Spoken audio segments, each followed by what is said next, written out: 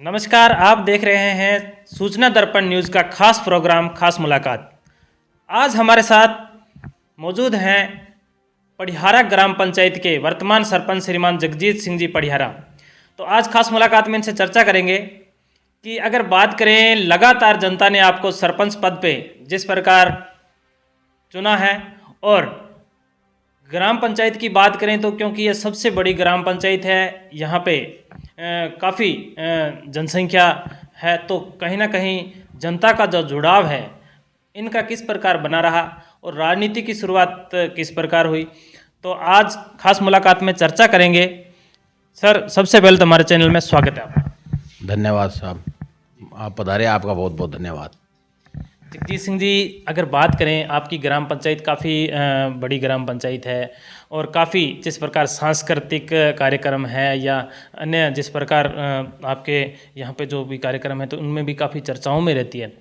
तो आपके पास जो ग्राम पंचायत की जिम्मेदारी का पद मिला है, किस प्रकार राजनीति की शुरुआत हुई? राजनीति की शुरुआत तो एक सेवा की भावना है मेरे में। और मेरे जो पहले मैंने कॉलेज लाइफ में जब पढ़ा तो वहीं से मेरी सोशल ये चालू कर दी थी। और गांव में आने के बाद में मैंने देखा कि आज राजनीति क्षेत्र में लोग बाग जब आते हैं तो गांव में आज जनता का पूर्णतः ध्यान रखना, दुख सुख में भागीदारी होना, ये मैंने मेरे पूर्वजों से सीखा। क्यों, मेरे पूर्वज यहाँ जब मेरे दादाजी वगैरह वो सरपंच रहे और एक पूर्व जागीरदार रहे, तो उनके वंशज के नाते मेरा भी ये दायित्व बनता है कि मैं भी मेरे गांव की सेवा करूं। और मैं इस राजनीति में आते ही गांव वालों ने मेरे को एक ये मौका दिया।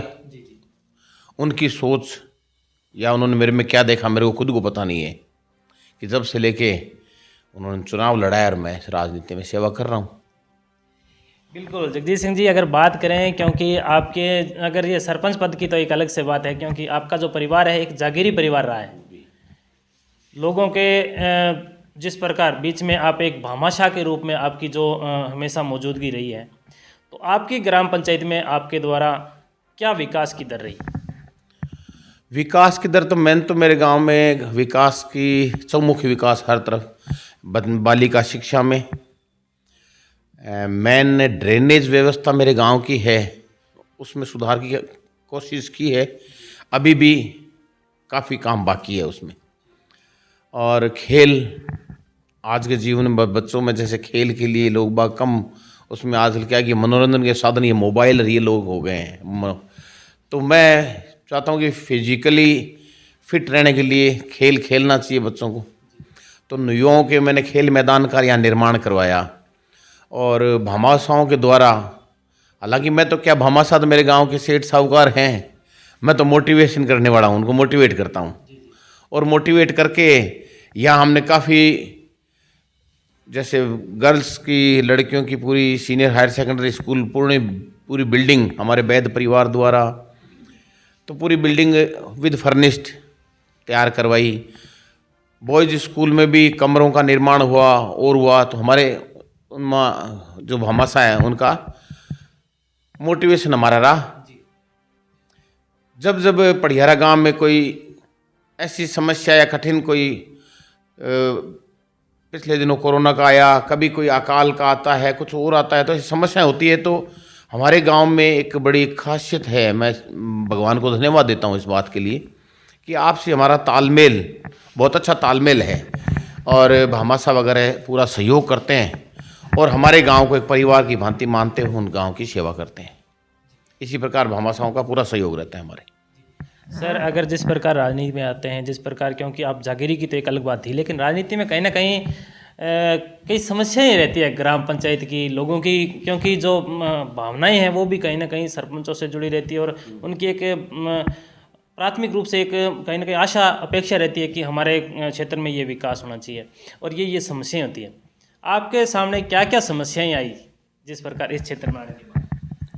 समस्याएं, हालांकि मेरे को ऐसी कोई समस्या आई नहीं मेरे। और हाँ, ठीक है, आज के टाइम में जैसे है कि पब्लिक कहती है कि ठीक है काम होना चाहिए, हर व्यक्ति चाहता है।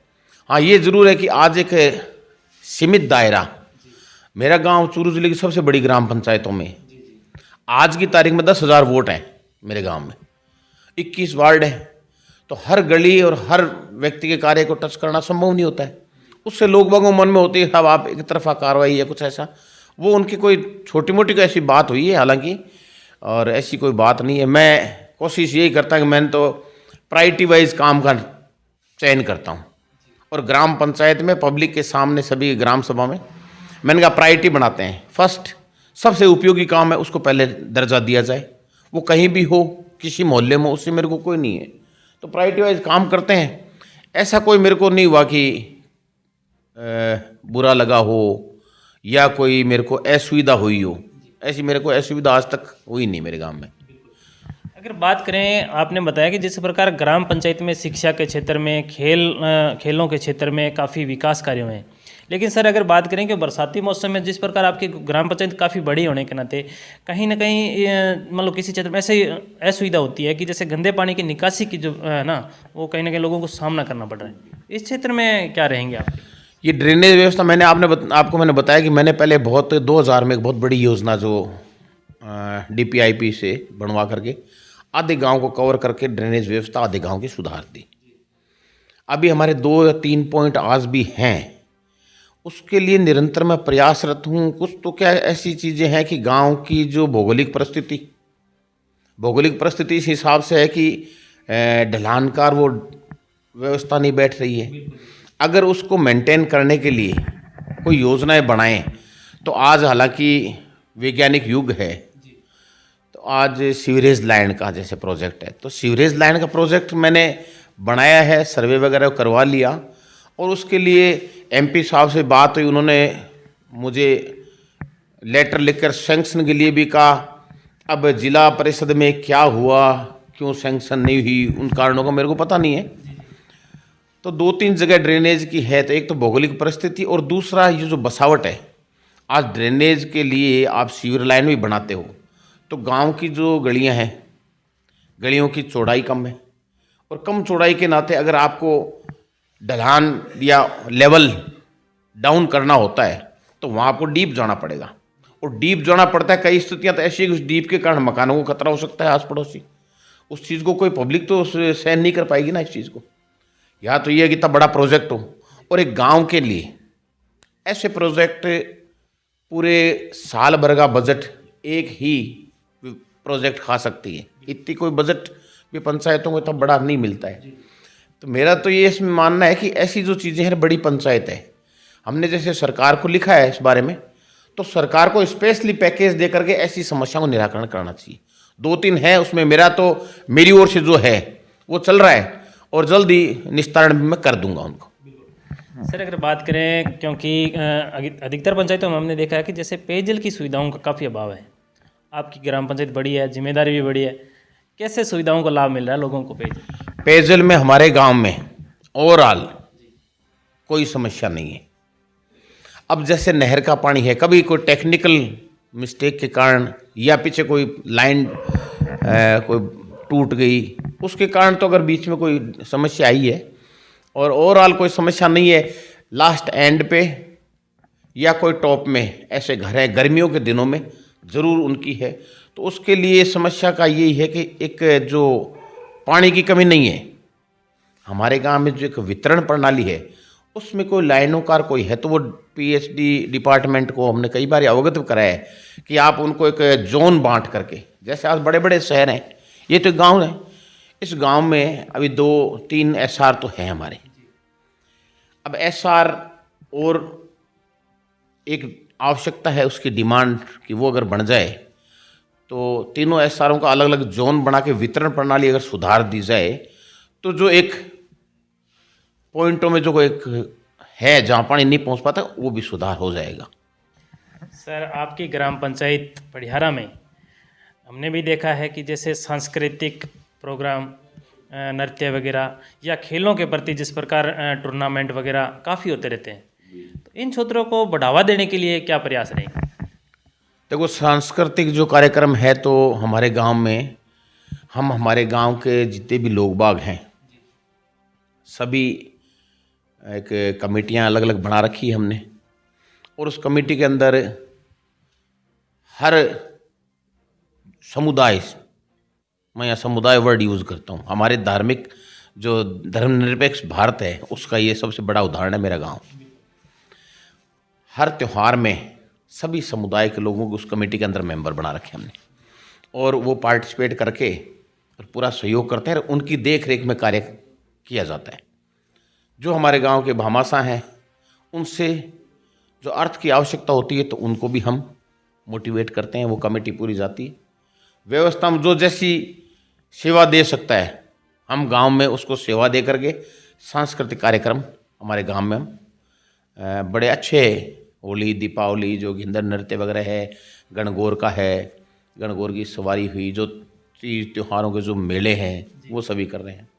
स्पोर्ट्स में जो बच्चे खेलने में अग्रणी है तो उनको जो भी आयोजन होता है, खेल का जो आयोजन करते हैं तो उसमें गांव का पूरा उनको सहयोग दिया जाता है। सहयोग दे करके उनको जो कोई किट वगैरह खेलने की जो आवश्यक चीज़ें होती है वो हम लोगों को कह के, भामाशाहों कह के उपलब्ध करवाते हैं और उनका उत्साहवर्धन करते हैं। आज एजुकेशन में भी है, स्पोर्ट्स में भी है, तो हमारे गांव के सभी लोगों का ध्येय एक बहुत अच्छा ध्येय है। तो स्कूल में भी है, अगर कोई फर्स्ट प्राइज वगैरह आता है, पढ़ता है, तो हमारी तरफ से उसको 80%, 75 से अबोव जो आता है तो प्रोत्साहित किया जाता है उसको। खेलों में अगर कोई ऐसा आगे बच्चा बढ़ता है तो उसको हम प्रोत्साहित करते हैं। आज हमारे क्रिकेट के, कबड्डी के जो भी आयोजन होते हैं गांव में, तो हम लोग बाग सभी गांव के जो मेन हैं अब सभी जाते हैं, मोटिवेशन देते हैं लोगों को और उनका उत्साहवर्धन भी करते हैं। जो जीतता है, जो वही सिकंदर, उनको आगे बढ़ने के लिए, और जो सेकंड आता है उसको भी हम कहते हैं नहीं भाई अगली बार तुम विनर होगे। तो हमारा प्रोत्साहन, उत्साहवर्धन पूरे गांव की हमारी एक अच्छी सोच है इसमें। सर, जिस प्रकार लगातार जनता आपको सरपंच पद की जिम्मेदारी पे ला रही है, अगर पार्टी लेवल पे अगर आपको कोई चुनाव पे अगर पार्टी आप पे विश्वास जताती है और आपको आगे चुनाव में एक सिंबल देती है, क्या रहेगा राजनीति में आगे आपके? देखो, पार्टी का मैं सेवक हूँ और लगातार पार्टी के लिए कार्य कर रहा हूँ। जनता मेरे को आशीर्वाद दे रही है और आज लगातार 2000 से लेकर 2024 आ गया। अगर पार्टी मेरे को कुछ जिम्मेदारी देती है तो पार्टी का आदेश शिरोधार्य होगा। पब्लिक है, मैं वैसी ही सेवा करता रहूँगा। मेरे आचरण में, मेरे सिद्धांत में कोई फर्क नहीं आएगा। मैं कहीं भी जाऊँ, मैं सेवा का मेरे भाव है वो रहेगा। हमारे साथ इनके मित्र हैं, आज इनसे भी चर्चा करेंगे कि जिस प्रकार इनकी ये रॉयल छवि है, तो ये किस प्रकार इनसे जो जुड़ाव रहा और जनता की जो बीच में जाते हैं तो भी इनकी यही जिस प्रकार एक हंसमुख चेहरा और इस प्रकार रहते हैं, या किस प्रकार का सहयोग रहता है? सर नमस्कार। सर, हम तो सरपंच साहब के साथ हैं, इनका काम के साथ हैं, पूरी गांव की सेवा करते हैं, ये हमेशा इनके साथ रहते हैं। कोई भी किसी टाइप का काम हो सब इनके पास आके बोलते हैं, अरे हाथों हाथ हमारे काम का निदान हो जाता है। मतलब आपकी जो मित्रता है ये एक व्यवहारिक है, क्यों? हाँ, व्यवहारिक। और लोगों से जुड़ाव किस प्रकार, जैसे आपकी मित्रता वैसे ही रहता है या किस प्रकार कोई नहीं, जैसे हमेशा रजवाड़ी? लोगों के साथ जुड़ाव रहता है, हर कोई में साथ रहते हैं। तो ये इनके मित्र हैं। इन्होंने भी बताया कि जो ये इनका जो सहयोग है वो जनता के साथ में हमेशा बरकरार रहता है। तो सर, 9 वर्ष और आने वाले गणतंत्रता दिवस पे आपकी ग्राम पंचायत की प्यारी प्यारी जनता को क्या संदेश रहेगा हमारे चैनल के माध्यम से? नववर्ष की सबको शुभकामनाएं। गणतंत्र दिवस बड़ा त्यौहार है, सबको शुभकामनाएं। और जनता को मैं तो ये कहूँगा कि आपसी भाईचारे से रहें, सभी अच्छा विकास करें और अपने गांव की विकास की भूमिका में एक मत होकर के विकास की भूमिका में सबका सहयोग रहना चाहिए। और सांप्रदायिक सौहार्द और सभी अच्छी जो हमारे गांव की परंपराएं पुरानी है वो बनी रहनी चाहिए। आज के टाइम में जैसा कोई बीच में कुछ यहाँ तो नहीं है, राजनीति क्षेत्र में कुछ जातिगत या ऐसी जो चल रही है उस चीज़ों की तरफ अपने को ध्यान नहीं देना चाहिए। लोकतंत्र हकीकत में व्यक्ति उसी को चुनना चाहिए कि जो एक सेवा का भाव लेके आता है। एक छोटी मोटी बात को लेकर के किसी बात को एक रिजिड माइंड नहीं रहना चाहिए पब्लिक को। यही है, मैं तो बहुत बहुत शुभकामनाएं देता हूँ। और आगे राम जन्मभूमि का अब 22 तारीख को है, तो सभी को निमंत्रण भी देता हूँ कि वहाँ पधारें, और अगर वहाँ न जा सकें तो अपने घर पे ही एक दीपक जला करके, दीपक से दो फायदे, एक तो वातावरण भी शुद्ध रहता है और खुशियाँ और पॉजिटिव एनर्जी आती है घर में, और एक अध्यात्म के से जुड़ करके, अध्यात्म से आप जुड़ेंगे तो कभी गलत राह पर नहीं चल पाएंगे, क्योंकि अध्यात्म गलत राह पर चलने की कोशिश करता है, उसको वापस भावना खींच के वापस ले आती है। बहुत बहुत शुभकामनाएं आप सबको, धन्यवाद। तो ये थे हमारे साथ ग्राम पंचायत पड़िहारा के वर्तमान सरपंच जगजीत सिंह जी, जिन्होंने बताया कि विकास के तौर पे देखा जाए तो शिक्षा के क्षेत्र में ले लो, चाहे सड़कों के क्षेत्र में काफ़ी विकास हुए हैं, और युवाओं को हमेशा खेलों से जोड़े रखने का प्रयास किया इन्होंने। और इनका एक सबसे महत्वपूर्ण कार्य तो इस प्रकार रहा है कि जनता से जो जुड़ाव है वो हमेशा बना रहा है। तो सर, हमारे चैनल में 10 मिनट टाइम देने के लिए बहुत बहुत धन्यवाद। धन्यवाद सर।